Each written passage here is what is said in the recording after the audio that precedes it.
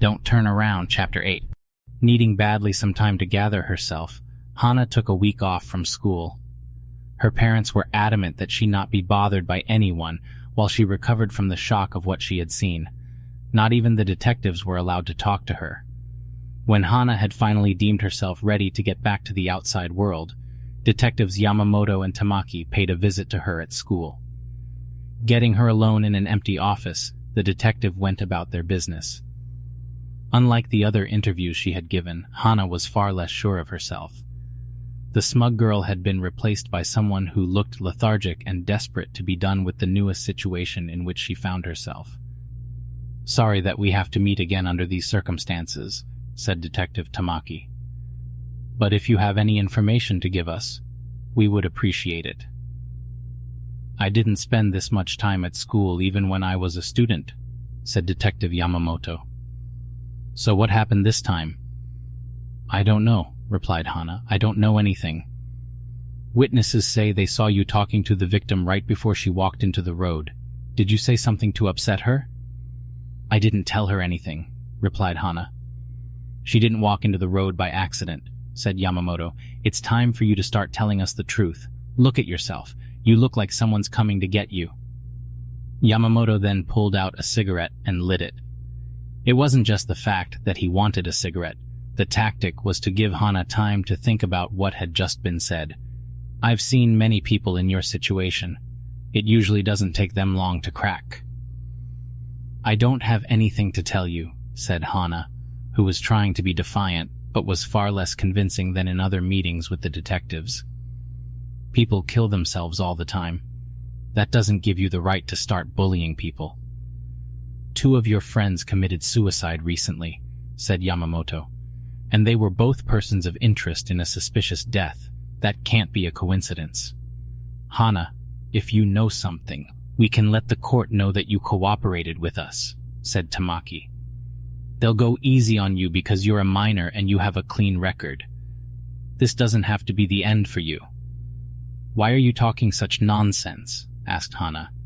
"You want me to confess to something I didn't do? So two of my friends killed themselves.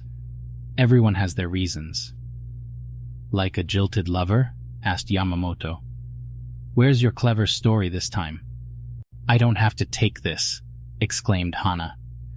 "When I get home tonight, I'm going to tell my father to sue you both for everything you're worth." After the interview was over, Hana went to the bathroom to splash some cold water on her face. Her hands trembled badly as she lifted them to her face. In the mirror, Hana found she wasn't the only one casting a reflection. Standing behind her was Shizuko. Able to do little more than shut her eyes and shake noticeably, Hana awaited the same fate that had befallen both Nami and Aika. "What do you want from me?" asked Hana, who had begun to shed tears. "I didn't do anything to you. It was all Nami and Aika's idea. I was just with them when they did it. You can't blame me. Sayuri's to blame too. I tried to put a stop to what was happening, but she wouldn't let me." "Hey, Hana-chan," said Shizuko, placing her hand on Hana's shoulder. "Don't turn around." Unlike when Shizuko had done it to Nami and Aika, Hana refused to turn around.